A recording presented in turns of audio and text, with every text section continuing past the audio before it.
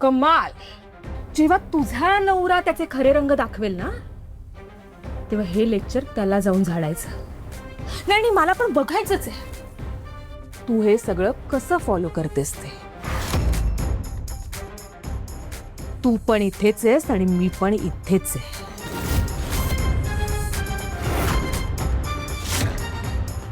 एकतर माझ्या नवऱ्यावर पूर्ण विश्वास आहे.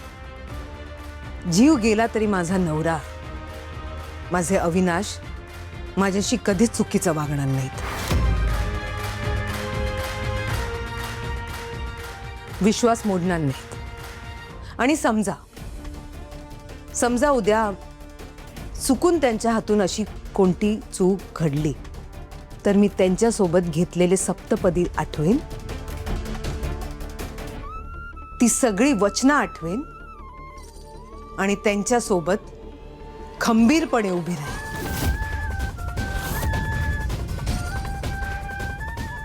न डगमगता. गेली 18 वर्ष त्यांच्या सोबत जशी मी उभी राहिले अगदी तशी.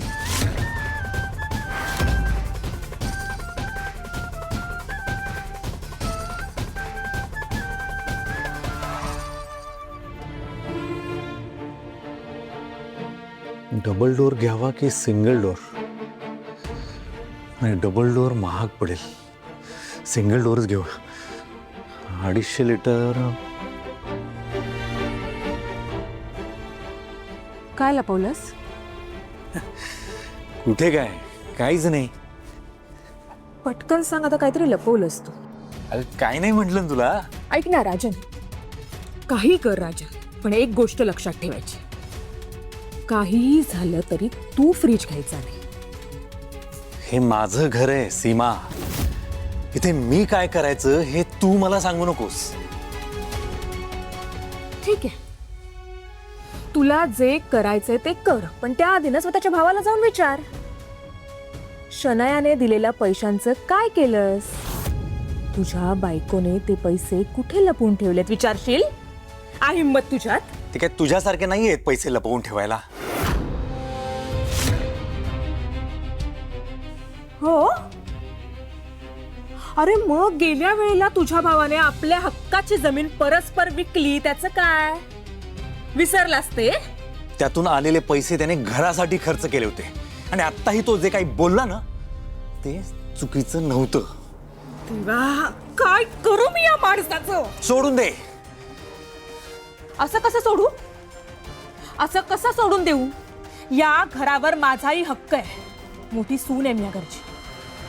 आणि एक लक्षात ठेवायचा राजन, जोपर्यंत मला या घरावरचा हक्क मिळत नाही तोवर ना मी हे घर सोडणार ना तुला सोडणार, समजलं?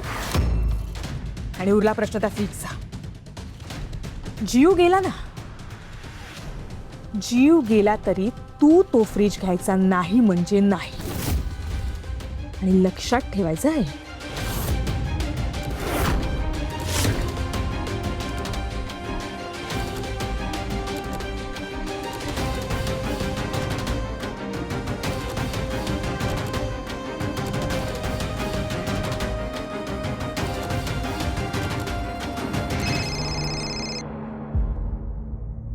हॅलो अवी, कुठे आहेस?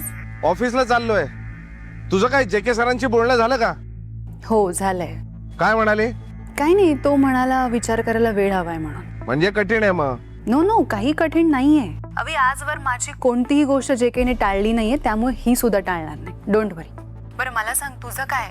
अनुप्रियाने काही विचारलं का त्या व्हिडिओ बद्दल? त्या व्हिडिओ बद्दल नॉर्मल बोलणं सुद्धा अवघड झालंय आता. That's great. I am impress Avi. असं वाटतं ना की आत्ता यावं तुला भेटायला. खरं सांगू, मला सुद्धा तुझी सवय झाली आहे.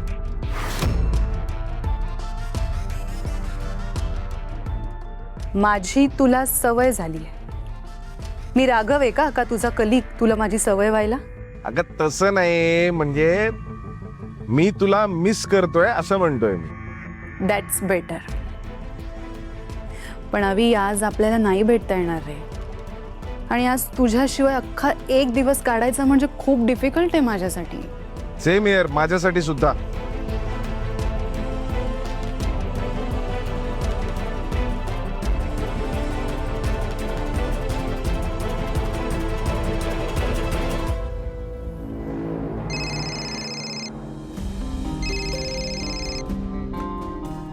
हॅलो.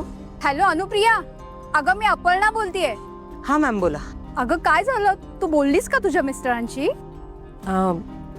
नाही मॅम, काय ना, मी त्यांच्याकडे विषयच काढला नाही. म्हणजे मला माहिती आहे की ते परवानगी देणार नाहीत, त्यामुळे मी तो विचारच सोडून दिलाय. अगं अनुप्रिया, तुला काय झालंय? प्रयत्न न करताच तू हार मानतेस? अगं एकदा तू बोलून तर बघ. मॅम पण अशी संधी पुन्हा पुन्हा येत नाही अनुप्रिया, म्हणून सांगतेय मी तुला. अगं प्लीज, फक्त उद्याचा एकच दिवस आहे तुझ्याकडे. प्लीज मला तसं सांग, म्हणजे मला तसं पुढे कळवायला. ठीक आहे मॅम, ठेवते.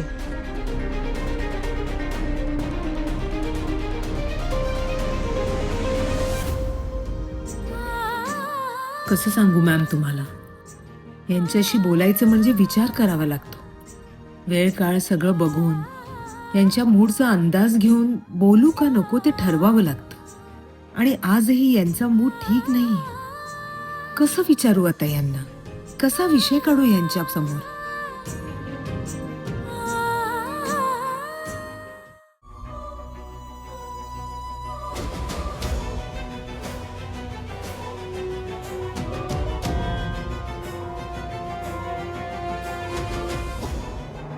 सॉरी ट्रॅफिकमुळे लेट झाला रे. चल ना ऑफिसमध्ये जाऊ. चल. काय झालं आता, तू पण बोलणार नाहीस का माझ्याशी? हे असं वागणार आहेस का? अरे तू वागतोस ते भास्कन फोन करतोस, अनुवहिनींना देतोस, त्या तिकडून काय काय विचारतात. अरे त्या दिवशी चुकून काहीतरी बोलून गेलो असतो तर? नाही बोललास ना, व्यवस्थित केलंस ना, सगळं व्यवस्थित बोललास ना, झालं ना. मग आता काय यापुढे नाही घेणार. का असं वागतोयस तू? हे जे काही मी करतोय ते बिझनेस साठीच करतोय ना. बिझनेससाठी? नक्की. म्हणजे तुला काय म्हणायचं? हे बघ अवी, हे जर जे के सरांना कळलं ना तर बिझनेस सोड, तूही राहणार नाहीस. हे बघ, म्हणजे मला तुला टेन्शन द्यायचं नाहीये आणि तुझ्या पर्सनल गोष्टी ती पडायचं नाहीये, पण एक मित्र म्हणून तुझी काळजी वाटते म्हणून तुला एक गोष्ट विचारायची होती. हे जे चाललंय ना, हे कुठवर, म्हणजे काही विचार केलायस का? माहित नाही मला. मग विचार कर. उद्या समजा शनया तुला म्हणाली की हे सगळं सोडून माझ्यासोबत ये, तर अनुवहिनींना सोडून तू जाणार आहेस का?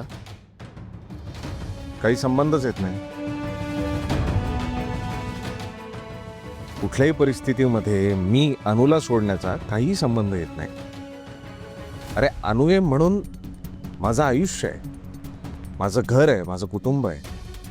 अनुच्या जागी दुसरी कोणी असती ना तर एव्हाना मला, माझ्या कुटुंबाला वैतागून आम्हाला सोडून निघून गेली असती. पण अनुने असं कधी केलंही नाही आणि कधी करणारही नाही रे. कारण तिचं प्रेम आहे सगळ्यांवर, माझ्यावर, माझ्या कुटुंबावर. पहाटे उठते सगळ्यांच्या आधी.